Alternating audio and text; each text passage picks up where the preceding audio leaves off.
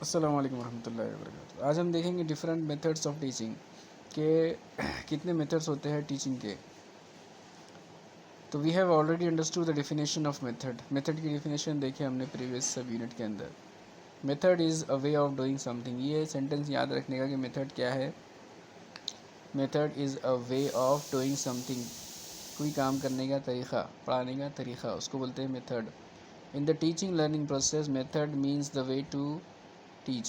Teaching line के अंदर क्या बोलेंगे, मेथड बोले तो वे टू टीच, ठीक है, पढ़ाने का तरीक़ा। Let's have a brief look at the some of the most frequently used methods of teaching English. अब हम देखेंगे कुछ मेथड्स क्या क्या है इंग्लिश पढ़ाने के। तो पहला मेथड है ग्रामर ट्रांसलेशन मेथड। अब ग्रामर ट्रांसलेशन, ग्रामर वर्ड तो सबको मालूम है। अब ये ग्रामर ट्रांसलेशन पूरा क्या है देखेंगे इंशाल्लाह हम। It is very clear by it's name, नाम से ही क्लियर हो जा रहा।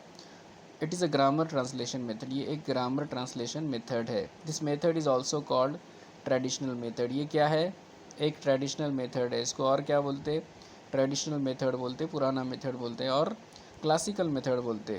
Classical method of teaching English because the method is being used since a long time in India. यानी पिछले कई सालों से ये मेथड इस्तेमाल किया जाता है। एक रिवायती मेथड है इंग्लिश पढ़ाने का। By this method the learner have to memorise the vocabulary. इसमें क्या होता है कि जो बच्चे रहते हैं उनको वोकेबलरी अपनी बढ़ाना पड़ती, रूल्स और फार्मूला जो रहते हैं ग्रामर के, एक्टिव वॉइस पैसिव वॉइस के, वो बच्चों को मेहनत करके वो चीज़ें मालूम करना पड़ती। For this purpose word to word translation is done. इसमें क्या होता, इसमें वर्ड टू वर्ड ट्रांसलेशन किया जाता। कहीं भी किया जाता है English to mother tongue, English से उर्दू के अंदर, from mother tongue to English, फिर मदर टंग से इंग्लिश के अंदर, ठीक है। ये एक रिवायती मेथड है, पुराना मेथड है। अब इसके कुछ मेरिट्स है, यानी इसकी कुछ खूबियाँ भी है। क्या मेरिट्स है ग्रामर ट्रांसलेशन मेथड के, हम देखेंगे। पहला क्या है point, reading and writing skill are focused. यानी रीडिंग और राइटिंग स्किल, पढ़ने और लिखने की स्किल्स क्या होंगी, इस पर फोकस किया जाता है इसमें। Mother tongue is used for easy understanding.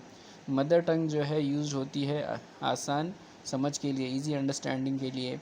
Less time is required for teaching. कम वक्त लगता है पढ़ाने के लिए। Learners vocabulary is enhanced. बच्चों की जो वोकेबलरी होती है, अल्फाज मायने का ज़ख़ीरा होता है, वो बढ़ती है इसमें। Accuracy in use of grammar is acquired by the learner. और जो एक्यूरेसी होती है ग्रामर की, वो बच्चों की बढ़ जाती है। अब इसके कुछ डेमेरिट्स भी हैं, कुछ खामियां भी है ये मेथड के। वो क्या है ये देखेंगे हम, कि learners are passive when this method is use. यानी ये क्या है, एक टीचर सेंटर्ड मेथड है, ठीक है। Listening and speaking skill are neglected. Listening और स्पीकिंग स्किल्स को क्या नज़रअंदाज किया जाता है इस मेथड में।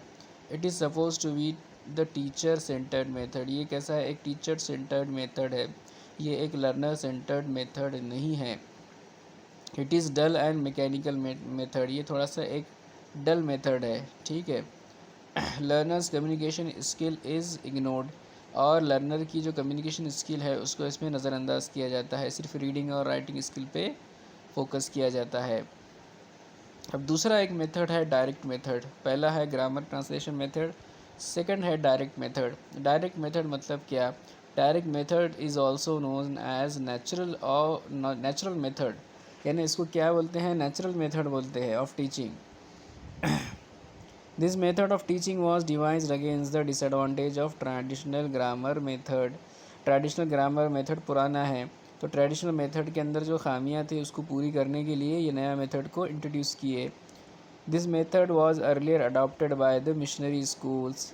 यानी ये जो मेथड था ये पहले अडॉप्ट किसने किया, ये मिशनरी क्रिश्चियन स्कूल जो रहते, कॉन्वेंट स्कूल जो रहते, उन्होंने क्या करे 20वीं सेंचुरी में इसको अडॉप्ट किए। In this method target language which is English in our case. यानी टारगेट लैंग्वेज कौन किसको बोलते हैं, जो आप सीखते हैं जो ज़बान, जैसा कि इंग्लिश है। In this method target language which is English in our case is the medium of instruction. मतलब मीडियम ऑफ इंस्ट्रक्शन, पूरी बातचीत जो रहती, पूरी जो तालीम रहती है अदर सब्जेक्ट की, वो इंग्लिश में होती है, ठीक है।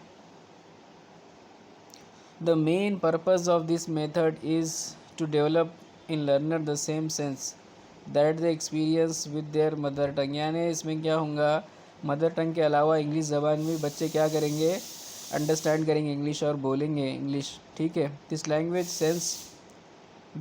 Sense is very essential for acquiring command over the new language, यानी नई ज़बान के ऊपर बच्चों को क्या होगा, कमांड हो जाएंगे। जैसा अगर आप इंग्लिश में कॉन्वेंट मीडियम में अपने बच्चे पढ़ेंगे तो वो इंग्लिश उनके लिए एक बोलना एक आम बात हो जाएंगी, जो उर्दू मीडियम वालों के वास्ते मुश्किल चीज़ होती है। Another purpose of this method is to make learner think in English, बच्चे इंग्लिश में सोचेंगे।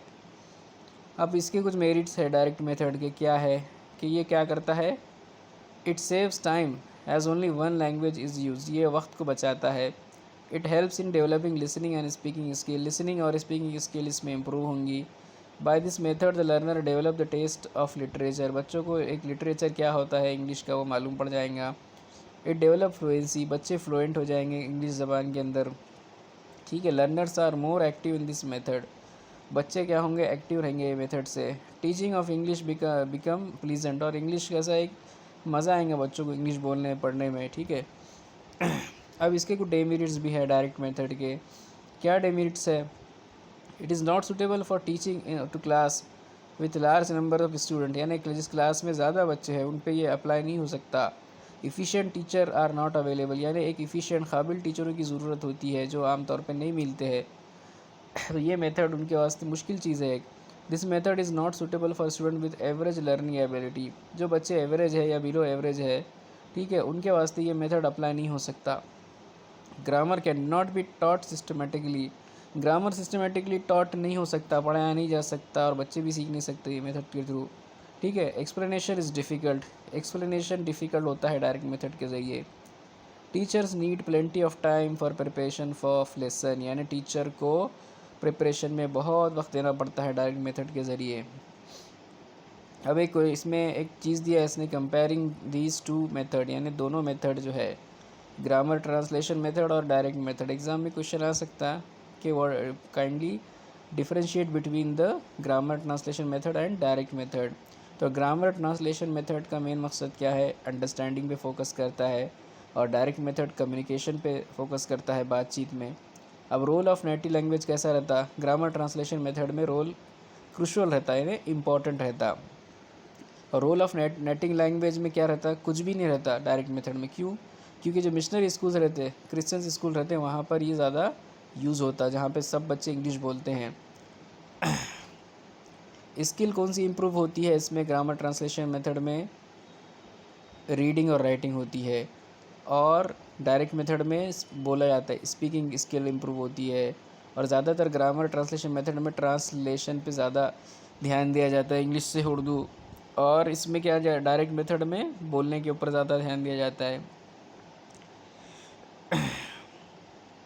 ग्रामर ट्रांसलेशन में टीचर्स क्या करता है, करेक्शन करता है, लेकिन डायरेक्ट मेथड में सेल्फ करेक्शन बच्चों को खुद करना पड़ता है, ठीक है। अब एक चीज़ है एक्लेक्टिक मेथड, एक्लेक्टिक मेथड क्या होता है हम देखेंगे। Eclectic method is not a particular method, eclectic method क्या है, कोई पर्टिकुलर मेथड नहीं है, जैसा कि डायरेक्ट मेथड रहता है, ये ग्रामर ट्रांसलेशन मेथड रहता है, वैसा एक कोई ख़ास किसी मेथड का नाम नहीं है, इसके अंदर कॉम्बिनेशन होता है दोनों मेथड्स का। The meaning of this word eclectic is flexible, eclectic के मायने क्या होते हैं, फ्लेक्सिबल के होते हैं, ऐसा मेथड जिसके अंदर लचक हो, ठीक है। Eclectic method is the combination of choice of method, eclectic method क्या है, इसमें अप्रोच भी रहेंगे, मेथड्स भी रहेंगे, और डिफरेंट टाइप के टेक्निक भी रहेंगे टीचिंग इंग्लिश के, ठीक है। The teacher is free to use any method, teacher क्या करेंगे, कोई भी मेथड इस्तेमाल कर सकता है, वक्त की जैसी हालत की ज़रूरत है, कभी डायरेक्ट भी मेथड इस्तेमाल कर सकता, कभी ग्रामर ट्रांसलेशन मेथड भी इस्तेमाल कर सकता है, ठीक है। The combination of various methods, approaches and techniques in the same lesson help the teacher to teach English effectively to all types of student, यानी 2-3 मेथड का कॉम्बिनेशन है, तो कैसा है, डिफरेंट टाइप के स्टूडेंट भी इसको अंडरस्टैंड कर सकते हैं और उनके लिए भी ये फ़ायदेमंद हो सकता। अब कुछ मेरिट्स है एक्लेक्टिक मेथड, एक्लेक्टिक मेथड मतलब ऐसी चीज़ जो, ऐसा मेथड जो फ्लेक्सिबल है, ठीक है। It is applicable for all types of student, हर किस्म के बच्चों के ऊपर ही अप्लाई हो सकता, जो स्लो लर्नर है, जो फास्ट लर्नर है, उनके वास्ते भी हो सकता। इट इंक्लूड वेरियस मेथड, इसके अंदर कई मेथड्स है और अप्रोचेस है और टेक्निक है, कॉम्बिनेशन है ये। Participation of learner can be increased, इसके अंदर बच्चे एक्टिवली पार्टिसिपेट कर सकेंगे। It helps in learning of English in a better way, इस मेथड के ज़रिए क्या होगा, बच्चे आसानी से लर्न कर सकेंगे इंग्लिश ज़बान। All aspect of teaching a language are included in method, हर तरह के एस्पेक्ट इंग्लिश लैंग्वेज के पढ़ाने के ये इसके अंदर इन्वॉल्व रहेंगे। अब इसके कुछ खामियां भी है, खामियां मतलब डेमेरिट्स भी है। अब क्या खामियां हैं कि ये टाइम कंज्यूमिंग मेथड है, मतलब वक्त लेता है बहुत, ये थोड़ा लेंदी है। The teacher needs to work hard for preparation of lesson, यानी लेसन को प्रिपेयर करने के वास्ते ये मेथड के थ्रू अगर जाएंगे तो आपको बहुत टाइम लगेगा और बहुत हार्ड वर्क करना पड़ेगा। The teacher must know all the methods, approaches and technique, एक टीचर को अगर एक्लेक्टिक मेथड इस्तेमाल करना है तो उसको मुख्तलिफ अप्रोचेस, मेथड्स और टेक्निक टीचिंग इंग्लिश के मालूम रहना। फोर्थ एंड लास्ट पॉइंट है कि for teaching a particular unit it is difficult to use any particular method, इस